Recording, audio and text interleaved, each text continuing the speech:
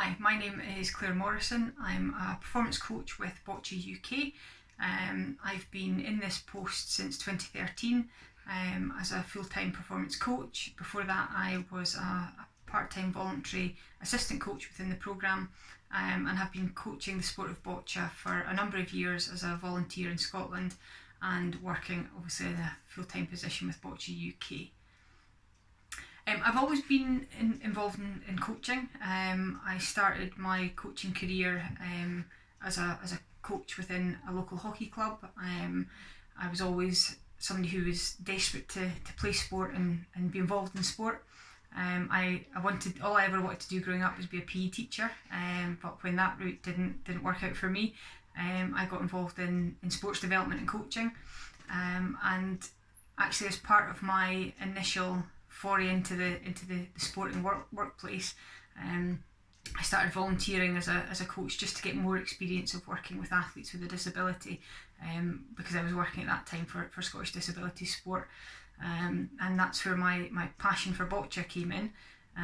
As I said, I'd always been a coach, whether it was hockey, football, tennis. For me, it was always about what else can I do for my club. So yes, I wanted to be a player, an athlete, but it was also about actually what else can I do to help. And for me, that came back to coaching.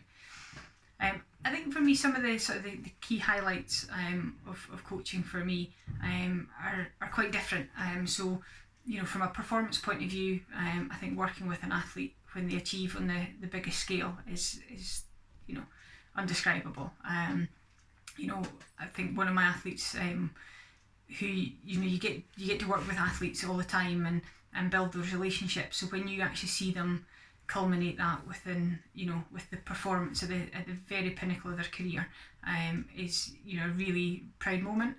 Not because of what you do, but because you know what they do, and what it's taken for them to be able to perform at that level. And I think for me that was summed up when one of the BC4 athletes that I work with, Steve Maguire, won the World Championships in 2016, because I knew how hard that competition was. I knew how hard it was for him and all the work he puts in to get to that performance level. So for me that was a great thing to be part of. I think other highlights for me would definitely include the Paralympic Games in Rio. It was a fantastic event, and we took a really strong Great Britain team to the event.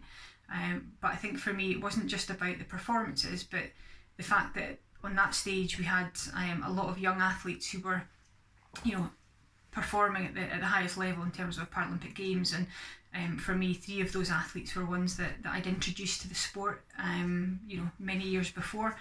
So for me to see them then compete at that level at Paralympic Games was fantastic, and see the culmination of that pathway coming to fruition.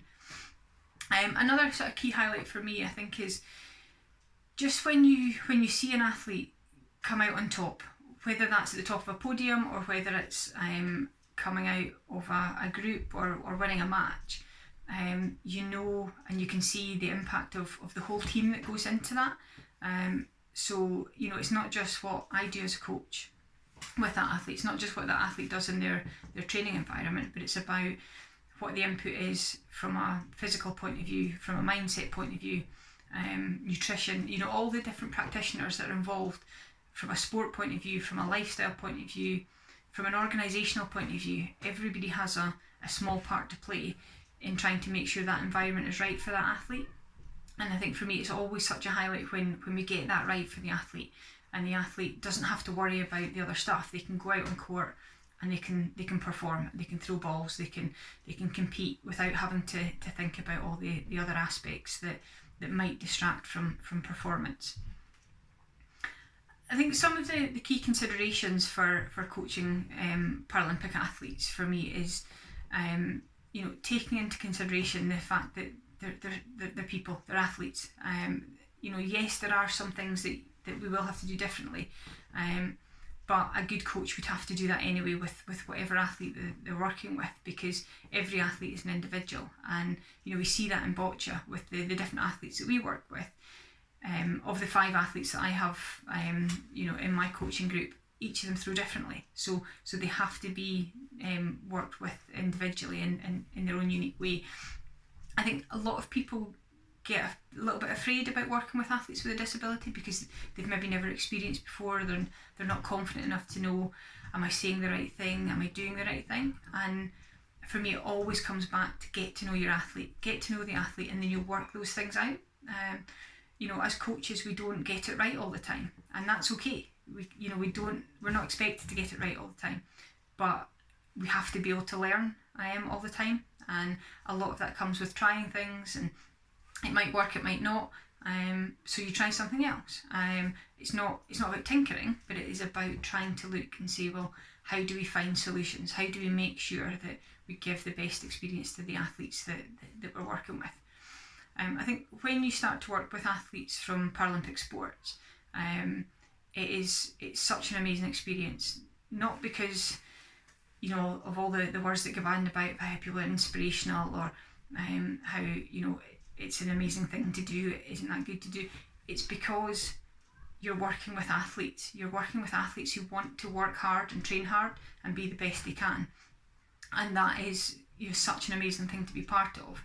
It's not about, isn't it nice that athletes with a disability can travel the world and compete? Yes, that is nice, but actually the key thing is that you can help somebody achieve their potential, and that's the most powerful thing for me as a coach of any athlete, but particularly athletes in the Paralympic movement, because it's such a powerful thing for other people to see and for the athletes to experience themselves. I think if I'm thinking about any recommendations for people who are getting into coaching, whether it's new coaches or established coaches, commit to it. There's going to be things that you get right, there's going to be things that you get wrong, but commit to trying. Be creative. We're in a world of